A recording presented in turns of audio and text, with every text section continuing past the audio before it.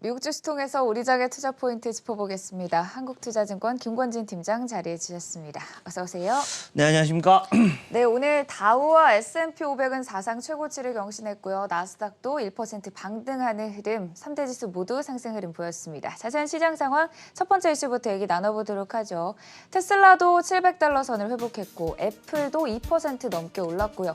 기술주들 사실 국채금리 상승세에 따라서 그동안 계속 가방 압력을 받았었는데 오늘은 1.6% 10년물 같은 경우에는 조금 등락을 거듭하면서 진정세를 보였다라는 전망이 나오는 상황에서 사실 FOMC를 앞두고 시장에서는 계속 전망이 엇갈리고 있거든요. 저점 매수를 하라. 아직까지는 조금 위험하다. 어떻게 보시나요?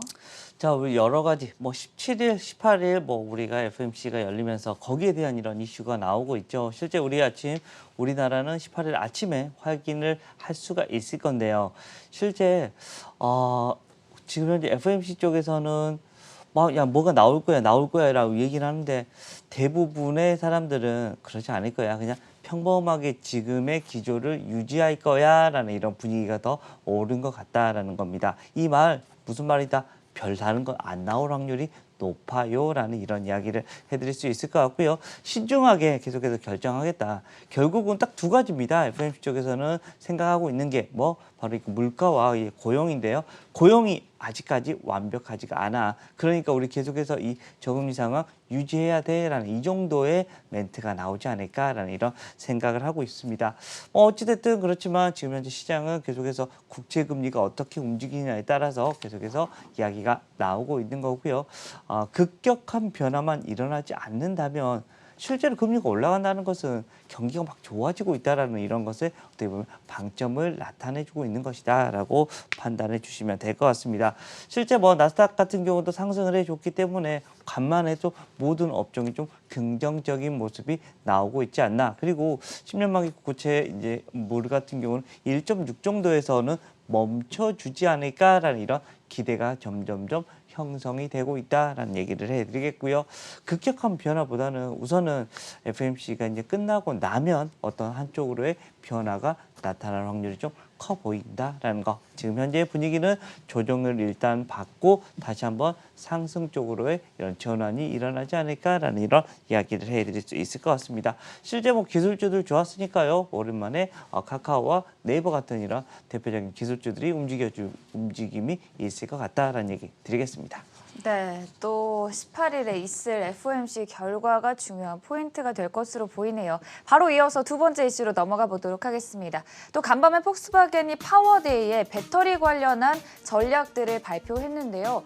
우리 시장에는 조금 안 좋을 것 같습니다. 기존의 파우치형에서 각형으로 배터리를 변경하겠다. 그러다 보니 LG 에너지 솔루션이나 SK 이노베이션 같은 우리 시장의 주력으로 삼았던 파우치 배터리에서 각형으로 넘어가면서 중국 시장이 좀 이 판도를 가져오는 것이 아니냐 우려도 조금 강할 것 같거든요. 네, 그렇습니다. 조금은 좋지 않은 소식이긴 하다라는 네. 얘기 해드리겠습니다. 각형 배터리를 가장 많이 생산하는 라인들은 어디냐면 중국 CATL 쪽이다라고 생각을 하시면 됩니다.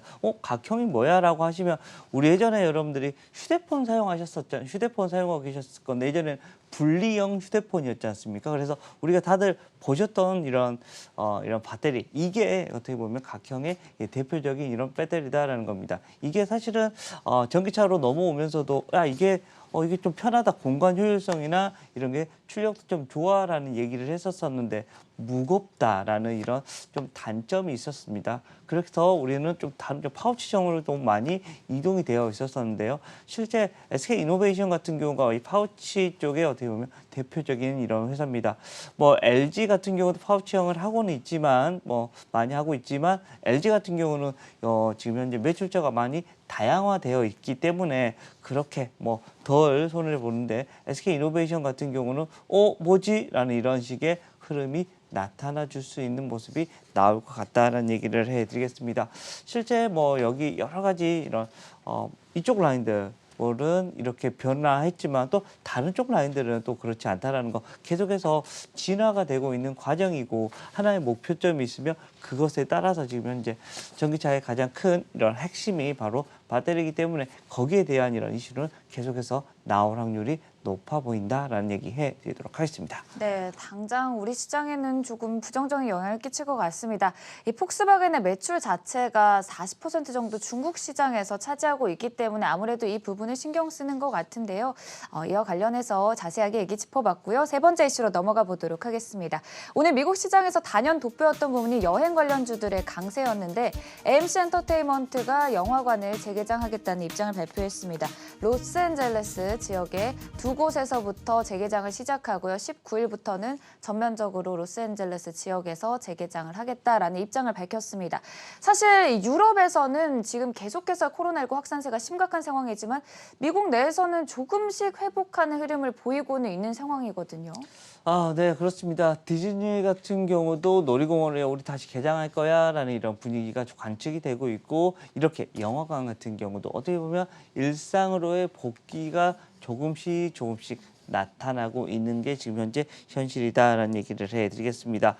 물론 유럽은 아직 아닙니다. 막 봉쇄령도 있고 막 여행 관련해서 계속해서 먹고 사는 나라들이 안 되는데 하면서도 계속해서 봉쇄가 되고 있다. 하지만 미국 자체는 지금 현재 일상으로의 복귀가 점점 이루어지고 있는 모습이 나타나고 있다라는 겁니다.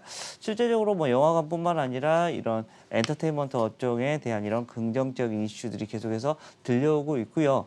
또 여행 관련된 이슈도 계속해서 우리 관광청에서 나오는 이런 데이터를 보면 일상으로의 복귀가 계속해서 이루어지고 있다는 것을 확인해 줄 수가 있을 것 같습니다.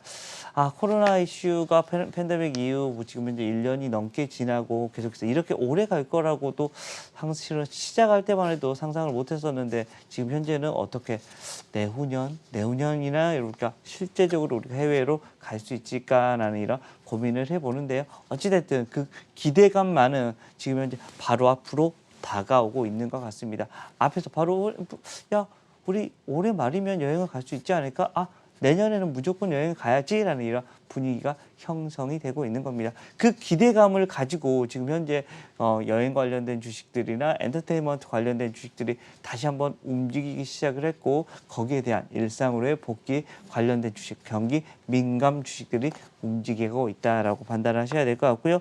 대표적으로 우리 영화관 하면 바로 떠올리는 거 CJV나 J컨텐트리 같은 이런 영화관 관련된 주식들이 계속해서 여러분들 생각나셔야 될 것 같고요. 여행 관련주 하면 바로 하나투어, 모두투어 그리고 대한항공 같은 경우도 여기에 대표적인 주식들이 될 수 있을 것 같다라는 얘기 드리도록 하겠습니다. 네, 실제로 여행 관련주들의 주가 한 달 동안 30% 안팎의 상승세를 전반적으로 보였습니다. 그리고 영화 얘기가 나와서 그런데 우리나라 영화 미나리의 배우 윤여정 씨가 아카데미상의 여우조연상으로 한국 최초로 노미네이트 됐다는 점도 함께 짚어드리겠습니다. 기분 좋은 소식까지 전해드렸고요. 마지막으로 오늘장 관심주 확인해 보도록 하겠습니다.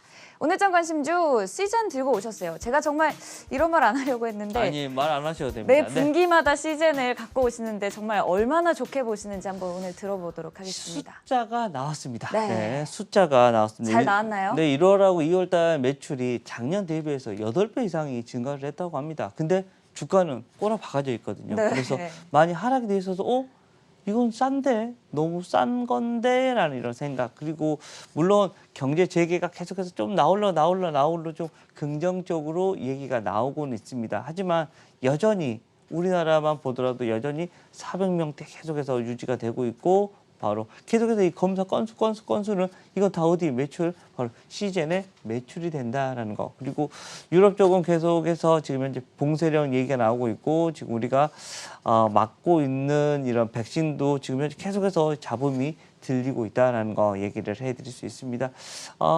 실제로 백신 관련된 게 빨리빨리 개발이 되면 좋겠지만 사실은 상당폭 시간이 걸려서 거기에 대한 이런 이슈가 된 다음에 맞는 게 좀 맞는 건데 우리가 워낙 급박하다 보니까 지금 현재 이러한 상황이 되고 있는 모습이고요. 어찌됐든 아마도 우리의 일상하고 같이 가는 이런 코로나19가 될 수 있을 것 같습니다. 실제 우리가 감기가 우리의 일상하고 같이 가는 것처럼 코로나19도 그러한 모습으로 변화가 계속해서 되지 않을까라는 이야기. 이렇게 되면 우리가 그 시즌의 이런 실적이 우리 일상적으로 계속해서 숫자가 나올 수밖에 없는 모양이 등장을 한다라는 겁니다. 주가에 대한 흐름도 그러면 시제는 이렇게 많이 깨질 필요가 없는 모습이다라는 거 이야기해드리도록 하겠습니다. 네, 실제로 이탈리아에서는 절반 지역이 위험 지역 레드존으로 이미 분류가 됐습니다. 유럽 지역의 코로나19 확산세가 심각함에 따라 시제는 또 반사 이익을 받을 수 있는 상황. 오늘장 관심주에 대해 얘기해봤고요. 한국투자증권 김권진 팀장이었습니다. 고맙습니다. 네, 감사합니다.